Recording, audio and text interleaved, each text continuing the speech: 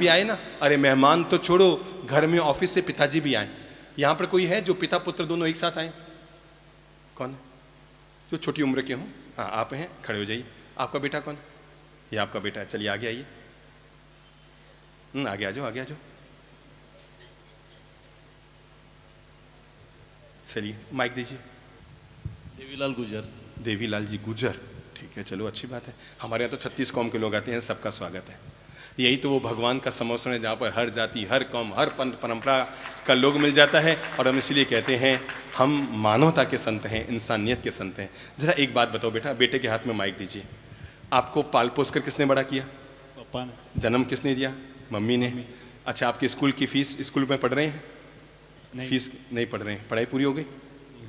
शादी हो गई? नहीं हुई। माइक ऊपर ही रखो बेटा। शादी कौन कराएगा आपके? पापा। लव मैरिज तो नहीं करेंगे? नहीं। ठीक है, पापा शादी कराएंगे। शादी में खर्चा कौन करेगा? पापा। आप इनके लिए क्या कर रहे हैं? नहीं, माइक बंद हो गया, आपकी जबान बंद हो गई।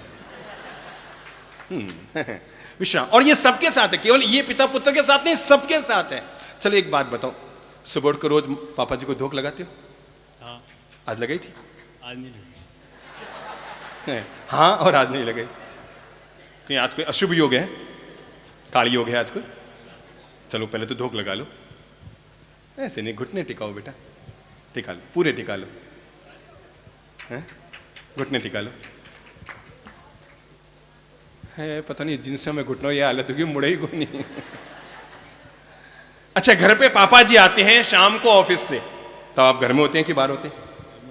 तो आप क्या करते हैं? माइक ऊपर रखो, घबराओ मत। अब तो शादी करनी है, ऐसे डरोगे तो शादी करके क्या करोगे? हाँ, क्या करते हैं? कल क्या किया था? कल पापा जी ऑफिस से आए तो आपने क्या किया? मैं आपको ये जीवन का पाठ पढ़ाना चाह रहा हूं। अगर 8 घंटे तक हमारे लिए ऑफिस में कमाकर पापा जी घर पर आए हैं, और एक बात याद रखो, अपने लिए नहीं कमा रहे हैं। कोई भी आदमी अगर अकेला हो ना, बीबी बच्चे ना हो, तो वो लूण मिर्ची और रोटी खा के अपनी जिंदगी गुजार लेगा। उससे ज्यादा छाती कूटे करने की जरूरत नहीं है। कोई भी आदमी अपनी जिंदगी में कमाने के लिए 1000 छाती कूटे करता है, तो उसके पीछे खुद का शरीर कम, अपनी बीबी, अपने बच्चे, अपने परिवार, उनका भरण पोषण कहीं ज्यादा रहता है। तो आप घर पे पापा जी आए, यूं ही घर पे मत बैठे रहो मेरे प्यारे बच्चों। जीवन का ये अच्छा व्यवहार, पारिवारिक व्यवहार और संस्कार लीजिए। घर में अगर पिताजी ऑफिस से आए हैं तो अपने ही सोफे में मत बैठे रहिए। आजकल स्थिति ये होने लग गई है, पापा जी जमीन पर बैठे रहते हैं, बच्चे सोफे पर बैठे हैं, टांग ऊपर किए हुए हैं, किताब हाथ में लिए हुए हैं। पता ही नहीं लगता कि इनमें बाप कौन है और बाप का बाप बना हुआ कौन है? बाप कौन है और बाप का बाप बना हुआ कौन है, आदमी को पता ही नहीं लगता घर में जाए तो पापा जी घर में आए ना, तो यूं ही बैठे बैठे रहिए, खड़े होइए। जैसे ही पता लगा बाहर गाड़ी आ गई है, जैसे ही पता लगा कि बाहर गाड़ी आ गई है पापा जी की, आप घर में मत बैठे रहिए। घर का ये व्यवहार की शालीनता रहिए कि खड़े होइए। अगर आप रूम में हैं, अगर आप सोफे पर हैं, अगर आप टीवी देख रहे हैं, अगर आप पढ़ाई भी कर रहे हैं, तभी पिता के सम्मान में खड़े होइए। घर के गेट तक जाइए। कार से, स्कूटर से वो नीचे उतरे हैं तो देखिए सबसे पहले उनके हाथ में क्या है? थैला होगा, कोई सूटकेस हो गई, कोई पर्स होगा, वो अपने हाथ में लीजिए। उन्हें प्रणाम करके भीतर लेकर आइए, और न केवल भीतर लेकर आइए अपितु उन्हें सम्मान पूर्वक बैठाइए। विराजो पापा जी, और फिर एक गिलास जल उनको लाकर दीजिए। लीजिए पापा जी, जल पीजिए, और उसके बाद वापस अपना काम शुरू कीजिए। कितना सेकंड लगा इस काम को करने में, बोलो तो बेटा? 2 मिनट हैं? 2 मिनट 2 मिनट लगे नहीं, 1 मिनट में सारा मामला निपट गया है?